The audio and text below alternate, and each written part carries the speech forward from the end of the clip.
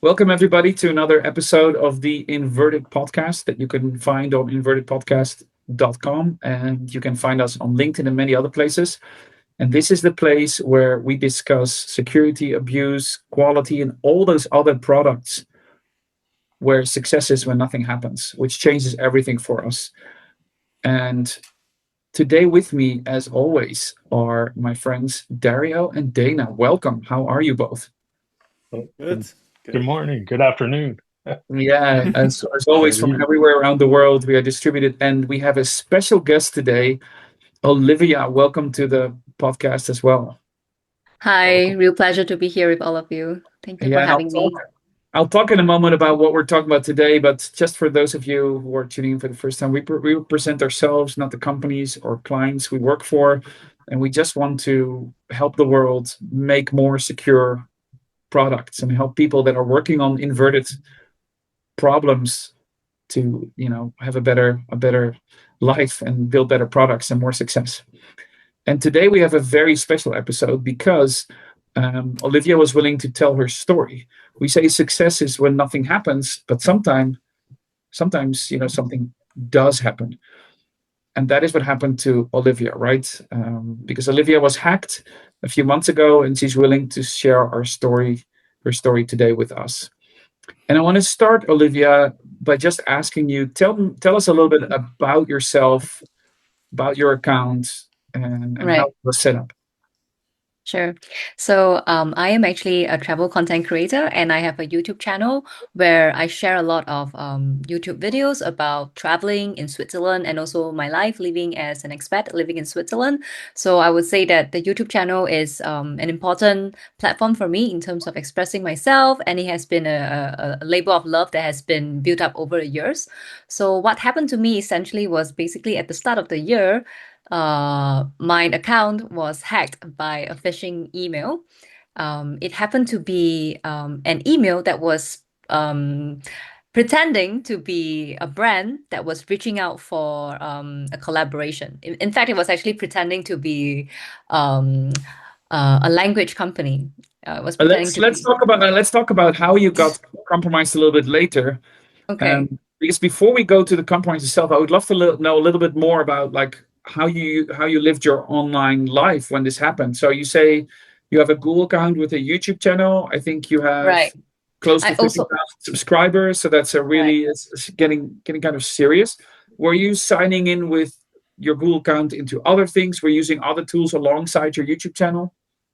That's right. So for my Google account is tied to my YouTube channel and also my Gmail, my email account, which contains a lot of my information over the years. It is I do not have the same I do not use the same email address when it comes to my other social media platforms because I'm also very much active on other channels like Instagram and TikTok. And luckily for that, I was using another Gmail account for that. You That So say was you have not the one. account luckily. that was being. So you You have Yeah. say one Gmail luckily. account What? for your personal plus your YouTube, and then you have another YouTube Gmail account for your Insta and other socials. Is that Yes, correct? I had another Hotmail account for Okay. my Instagram, and for TikTok, I was using another Gmail account. So for my different social media platforms, I happen to have different email addresses. It was just that for my personal Sure. email address and my YouTube account, they happen to be linked, and that was where my email got compromised. Okay, Dario. You say luckily, so that implies that it's more historically grown than strategically planned. Yes, I would probably say so. It just so happened that I used a different email address, and it was not strategically decided that I would use a different account. Yeah. So you have like That's good. 3 or 4 email addresses, one for each social media platform. And how did you protect these accounts? I had initially thought that I have beefed up my security for my accounts because I had done all of the various security keys, for example, like setting up my authentication, the 2FA, and also having backup emails and also other like recovery keys. So when I was first hacked, I really thought that I would have sufficient backup and recovery to get back my account. That was the assumption that I had went through like the security checks that is normally recommended by Google. But And you have the apparently, same? Did you have the same across all the accounts? The same setting or yeah, different yeah, settings? same settings, yes. And you said you had MFA turned on. Do you remember what the thing was besides your password that you were using to sign in? I was mainly using the 2FA to sign in as well. Like the one that you just use your fingerprint when you sign in for your accounts. Yeah. So those were the normal login methods that I used. So that's the fingerprint that comes on your phone Yeah, or on your correct. laptop or somewhere else? On my laptop and on my phone, and also the face recognition. Yeah, those were the normal login attempts I used. Yeah. So the first observation I have here already as a product manager for you, Dario and Dana, is that I think this is passkeys, but I'm not sure. But Olivia is not calling this a passkey. She calls it her fingerprint and her face, right? Which could be like a login prompt. It could be a passkey. It could be many different things. So I can already Could be see approval. how we've designed it, but how it's perceived is totally different, right, Dana? Yeah. It seems the way she's describing it, it's as an approval mechanism beyond her password and not primary login. So that leads me to believe that it's not passkeys. Did you also use like SMS, text message round trip, or? No, I don't recall SMS being one of the methods. That's good. But usually the fastest way to log in is always your fingerprints or your face recognition. I also thought that was the safest because it's your personal, like the thumbprint and your face, which cannot be very much replicated. So to me, that was the safest option. Yeah. So and you said that those 4 accounts or 3 accounts, so one for YouTube, one for Insta, one for TikTok, whatever. You had this MFA turned on for all of them, or just for the one where you had the Gmail where you had your YouTube channel? I have them turned on for all of them. And all of them the same way, face, fingerprint, etc. Yeah. Okay. So Dario, any additional question or Dana before we move to the moment of the hack? Yeah, you said you thought you have beefed up your security to a level where it was higher than it ended up being. Has there been an event in the past where you felt like that prompted you to do that, or was it more? What was your motivation to even enable those security features? Because from what I hear, you were already way ahead the curve of where a lot of other people are. So I'm just really curious, what was your motivation back then? Did you have a scare at some point, or did you read something? Yes, definitely. So as a creator, because when you have a large following, then you will also be more susceptible to hacks or to impersonation. So, and as a digital creator, your livelihood is also dependent on your social media. So there is a lot more. I had to be a lot more vigilant with my social accounts. And also with a lot of recent happenings of hacks that happen to other people, and also with news about all this phishing and hacking. So that also raised my awareness and made me decide, okay, I have to do something to secure my account. So I would say that it was partly, yes, being a creator and knowing that I will be more susceptible to hacks, and also having the awareness that there's a lot of such things going on. I thought that I would be alert enough to be able to identify phishing and yeah, be secure against that. That was my initial impressions. Yeah, and I think it's also really great, and I'm so grateful that you're willing to share the story tonight, because a lot of people, when they get hacked, they think that there's a kind of a shame or there's a feeling of incompetence around it. But you've shown, like what Dario and Dana just said, you were already ahead of the curve in how many security settings you've picked up. So at some point, I will also feel that the responsibility is not just on the user, you in this case, but also on the systems that we build. There's now cars that are limiting the top speed. Like some car brands are limiting the top speed because they just really feel like you don't need to go faster. And they just take that option away. And sometimes us as product builders or sellers, I think we should do the same, right, Dana, Dario? Like we should basically just protect the user. Right. I think I think making sure that the user is safe is paramount to each of the platforms. And if an average user is susceptible to these wide scale attacks or even targeted attacks, the platform needs to really look at it and see how they can improve it. Mm, And I think they do. It's, you have an adversary that's getting more and more sophisticated, and you have security that needs to get more and more sophisticated, and it's a cat and mouse game, but Yeah, yeah, keep going.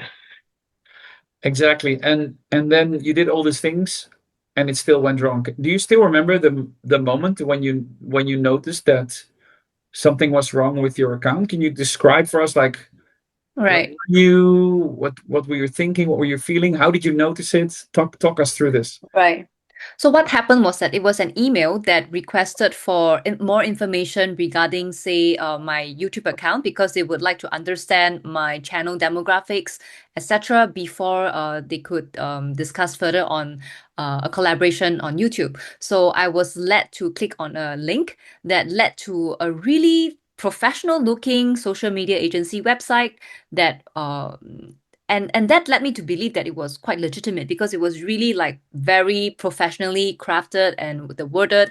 There was a link that I had to fill in my YouTube channel details, like my channel name.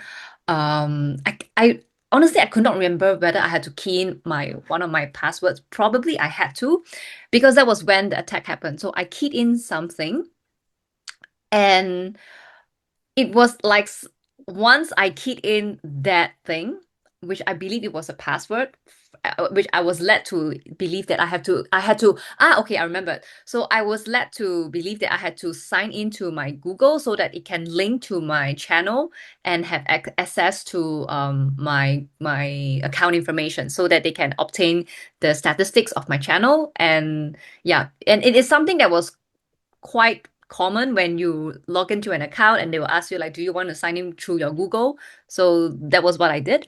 And once that happened, it was as though something took over my screen. Okay, so There I want was to pause here, right? So this is like an evening in the week, and you were in your living room with your yeah, laptop. it was actually it was about I remembered it was 8 p.m.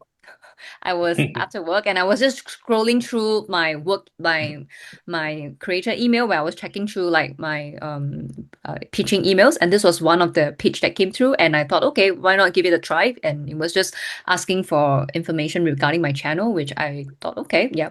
So What I did, what and did what did the email say that made you so interested in it? Okay, so the context was that it was the phishing email was a company, Duolingo. It was pretending to be Duolingo. And I happened to be doing a lot of content related to languages, polyglot, living abroad. So I felt that there was alignment in terms of the content that I want to produce and the company that I want to work with. It was also an established company. Now everybody knows Duolingo, and it would be a great partnership to have. I had a personal interest in the company, and it was it was representing as a social media agency that is working to look for content creators to work for this brand. And to me, the whole setup seemed very credible and it was very familiar. It was the way of partnerships that I'm used to working with social media agencies representing a brand. And normally they will also request for such information. So Ah, nothing really seemed out of sorts. But now that when I look back at the email, actually there was so much that were red flags from the beginning. So the email address itself was rather fishy, and there was no official like logo to the email, because normally for established emails they would have like their brand logo, or even when the person signed up there was no name. It just says marketing agency, some marketing manager, like there was no name. So there were initial red flags already, but I think I did not scan through enough regarding the content of the email, and I just clicked on the link, which was very professionally set up, and that was the part that I think I missed out a lot of details on that.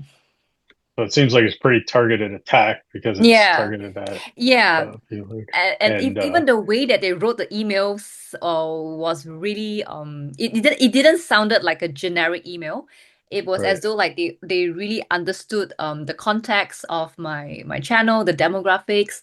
So it really felt like um it wasn't a like a they send it to everyone kind of. Well, it didn't seem like a generic email, and that was what led me to believe that this was a legitimate proposal. It The already the adds to scary thing. the familiarity. Like it makes you feel Yeah, safe because it seems like somebody who knows, who has done some work to figure out who you are. probably yes. They seem to know Yeah. the process when it comes to the negotiation process between brands and creators. Yeah. The scary thing, and I don't want to give anybody ideas, but you could just ask AI, give me the top, 100 travel influencers and customize an email to They each of them could, for that, sure. gives the statistics and would be highly clickable. And AI could just figure that out and send it, Right. so these types of attacks are probably going to be more, there are more of them these days than, Yeah. because And it's it happens. less work. It even happened to us as a podcast is 2 weeks ago when we were approached by someone claiming to represent someone famous. And they sent an email and that linked to, I looked at the email address and looked like a professional website, but the person wasn't on the team page. Then I went to LinkedIn and looked at the page, of the company, and the person wasn't on that email page either. And then they CC'd someone else on the email with the same domain but .com instead of .co. So I thought maybe they have been able to get the .co emailed us, put the someone from the actual company in CC that they know no longer works there, or like Mm. to give some credibility. And I couldn't Yeah. find that person on the team page either. So I was completely convinced that this was a fake now, but it was too good to be true, like in your case, to let it go. And Right. via LinkedIn, I was able to get in touch with someone from the company who said, yeah, this is a new executive assistant to this person and it's legitimate. So I said, well, maybe you need to put them on the team page because most people are going to just think this is a scam. So I think it's not Right. only a challenge for us as product builders to try and filter out this spam stuff, right, with AI. It's also a challenge because if Duolingo was really, really interested in partnering with you, and maybe someone from security from Duolingo is listening today, if they're really interested in partnering with you, like how could they now reach out to you and make you really trust this, right? Like how would they have to do that? It will probably require a lot more verification on my part to more than just an email. I think it would really Yes. require like a face, like a virtual meeting to just to make sure Yes. that there's really a face behind it in the brand. I would think that it really has to go beyond just a text or an email. Yeah, Yeah. that's what we are also pushing for in our case. But there's one other thing you said, verification. So you had MFA on the page. So you told us about the email and phishing emails normally either you create panic and make someone click or you create excitement. And in this case, they use the excitement approach to get you really Hmm. excited about a potential partnership. You Right. filled in what looks like in industry terms, we call this an OAuth grant, where you sign Hmm. into another app and give it access to your account, right? Right. Right. So they apparently had rebuilt that flow. Hmm. Then normally during that flow, if you do this with a Google account, your phone will buzz and it will say, "Are you really trying to give access to someone?" Yes. Right? Yes. What happened in this case? You typed your username, password, but you had MFA on. So how did they get in? So what happened was, in a matter of just minutes, it was as though someone took control of my screen, and for that instant, I just couldn't, something happened on my screen. There was someone that took control over and clicked on the thing that I was not supposed to click on that allowed the access. And instantly everything just got removed in terms of all the backup keys and everything. And soon enough, I started losing access one by one. Like I suddenly got locked out of my Gmail, I got locked out of my YouTube, and even with all the other authentication factors that I set up, they were all removed in a matter of like 2 minutes. So my recovery backup email was and I got the notification on my recovery email address on the other one that your this has been changed, this has been manually removed. And for me, that came as a shock because I thought that with all these backups that I had, like my 2FA, my handphone number and all the SMS codes that I would be able to recover um the access, but they were all being removed by the hacker in a matter of just 2 minutes. So that But was the part that caused me stress, a lot of stress. yeah, I can imagine if you see someone taking over your account in real time, that must be Yeah. super stressful, especially if it's a YouTube channel you've built so it's a long time. But there's one thing I'm still puzzled by. Like when you were filling in that page from the email, at no point did your phone buzz and ask you for that facial recognition or your laptop, or at no point did it ask you to do something? No, Okay. So no. I think it is a different flow because for auth you usually don't need to enter your password, right? You just need to approve. And here, should she entered her password, it probably had the cookies that said I already authenticated Yeah. strong auth, and it just bypassed And everything. at that point, my screen was taken control over by something.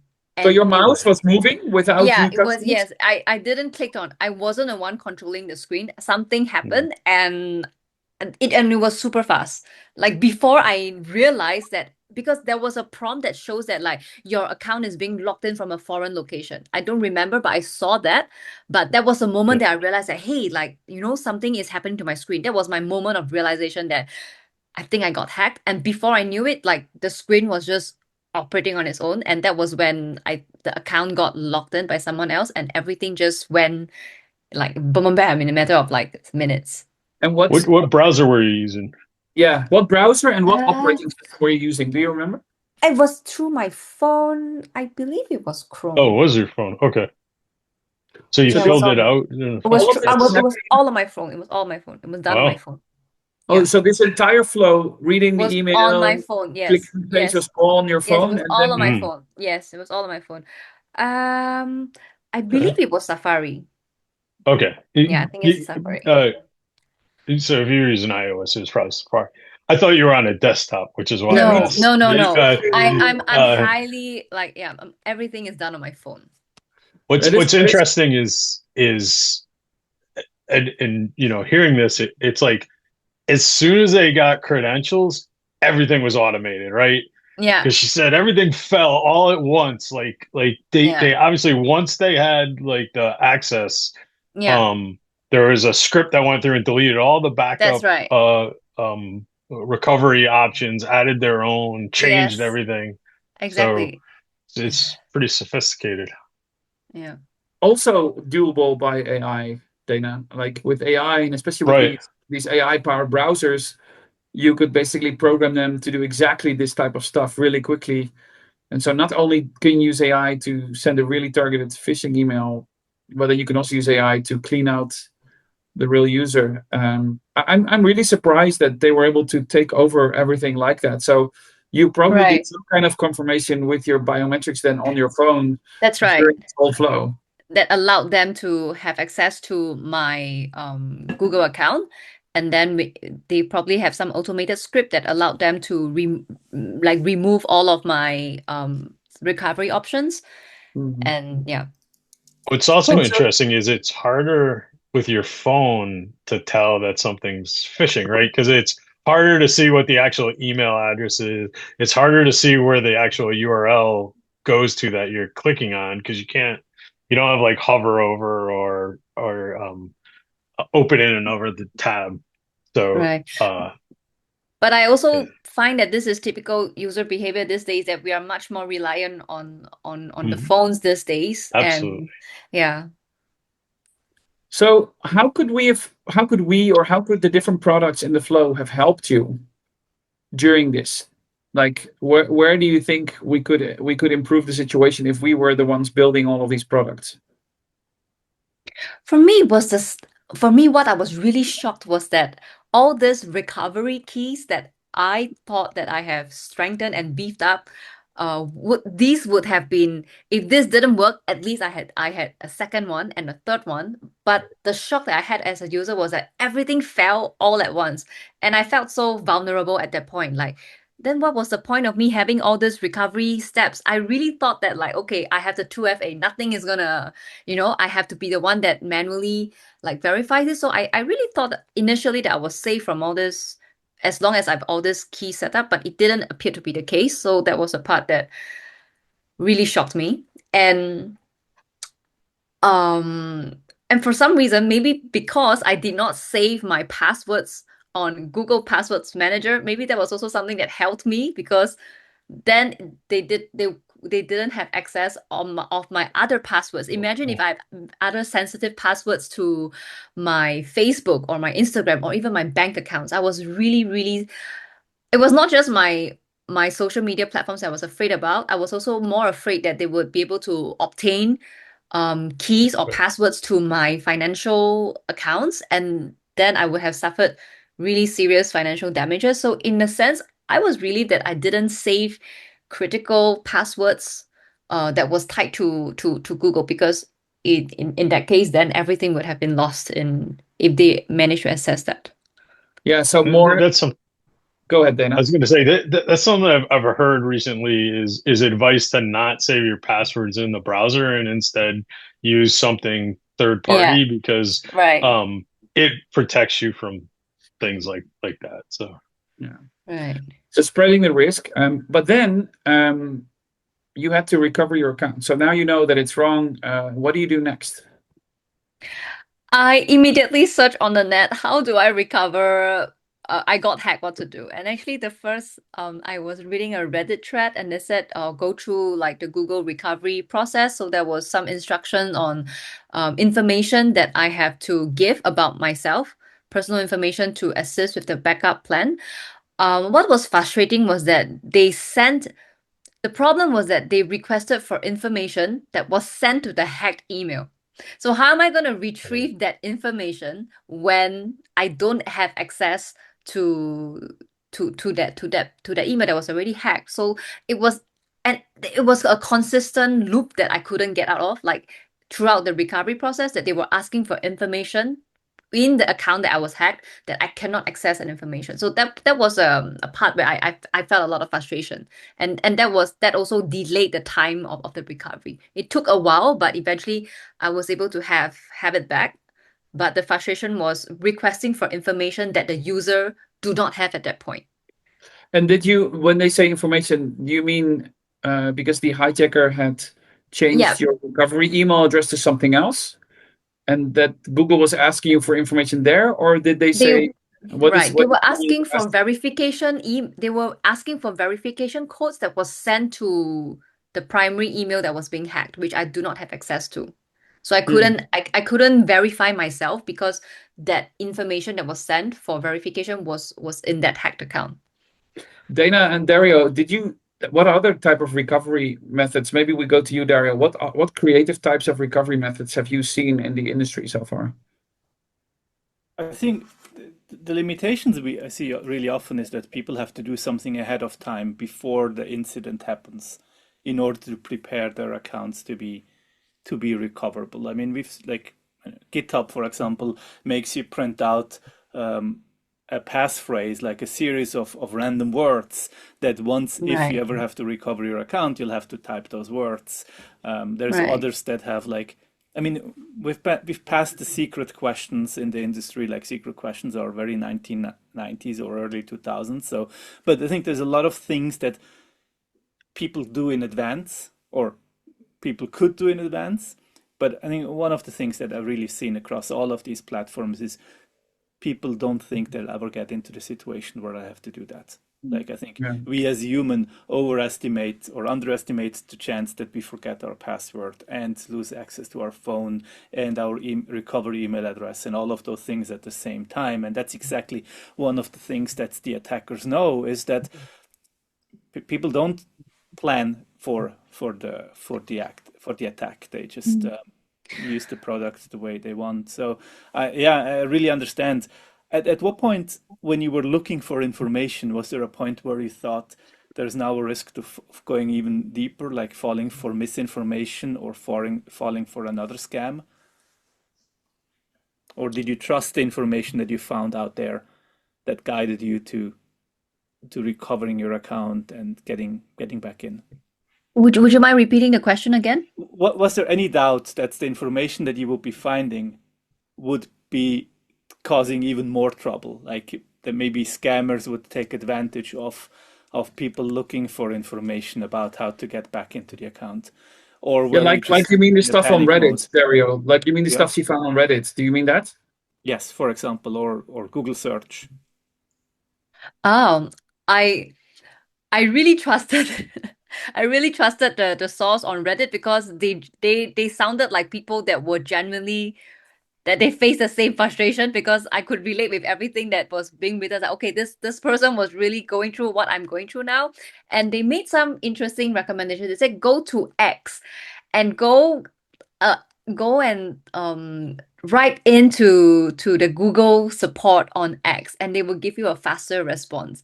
So I just did whatever, and I think at that point you're just desperate. You just want your account back. So you would trust anything that online community is saying, and they said that it worked. Like I got my account faster because I got into contact via X. I dropped a message and they responded to me faster. So at that point, I was like, okay, I'll do anything just to just to get my account back. But I now that on hindsight, I also do realize that that is also something that people could be susceptible to false information, right? Because when you're vulnerable and you are in a state of panic, you will try anything. And this could also be a loophole that could be used by hackers to give any false information.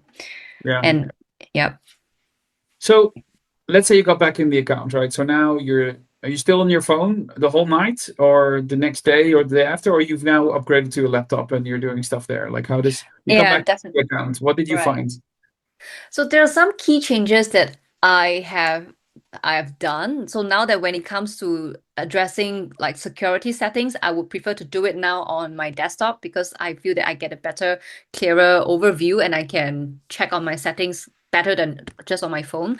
I also realized on hindsight that I was relying a lot on digital recovery, like digital like emails and like backup emails, backup telephone, but I had not considered physical recovery methods like having the printed pass like backup codes and also the physical keys because I feel that for digital recovery methods like what happened in my case, this can be very easily hacked or like digitally manipulated by hackers. Whereas for the physical ones that is with you, I felt that if this were to happen again, I would have prepared much more physical backups of all my security keys. So this is definitely one thing that I'm changing in terms of my security behaviors.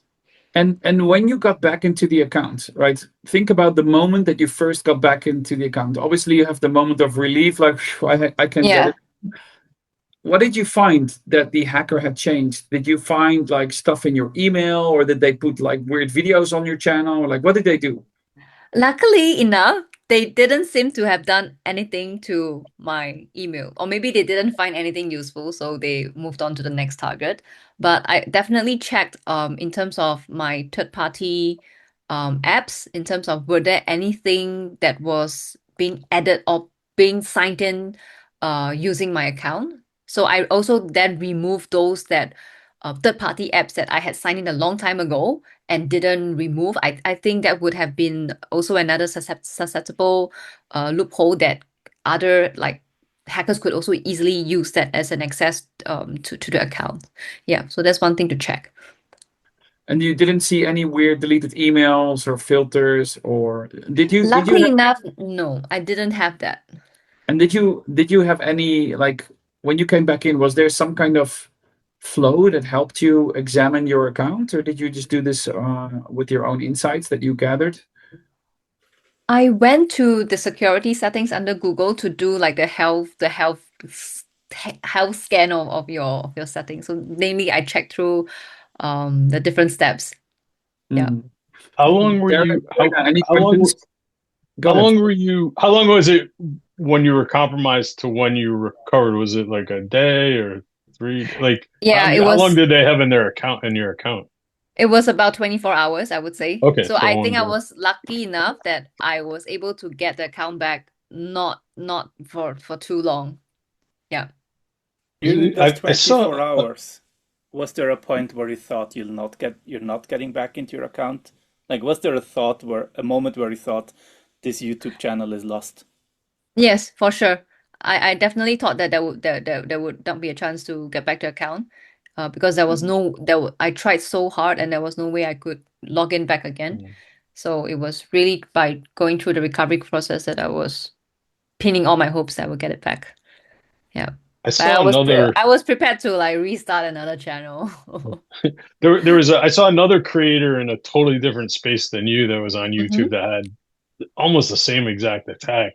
What happened to them is that when the bad actors got in, they changed any monetization stuff and also started running crypto ads like immediately. Right. Yeah. And like so because you're looking at like what's the leverage for them to monetize that, you know, there it costs Right. something, time or something for them to get in your account. So And I so think I was lucky in yeah. that sense that maybe my hackers didn't were kind hackers. I don't know, but I was in terms of what I was fearing for the worst was that they would have posed some very inappropriate content on my Right, right. channel for ransom.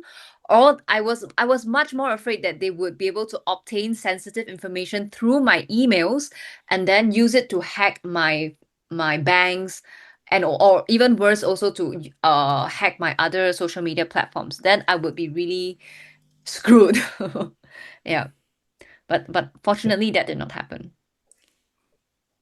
So now The that you've gone through that, and in Switzerland, we would say you got lucky and you left with a bruised eye. Um, Right. how do you think about security now? Like, how has that changed? Or like, are you more on the edge when something odd is happening? Or what has changed in your perception of how do you handle digital Right. security? I'm definitely more wary when it comes to receiving emails from brands, and if it does look too good to be true, I will take really a pause before clicking on anything because I do feel that a lot of times there are already initial signs from the emails that people are just not aware, or when you are excited about something and you jump very quickly without doing the necessary scan. So this incident has taught me to really take a pause before Mhm. anything that seems like wow, like too good to be true, or like sounds like a really good deal. Yeah, to really assess is this something legitimate? Yeah.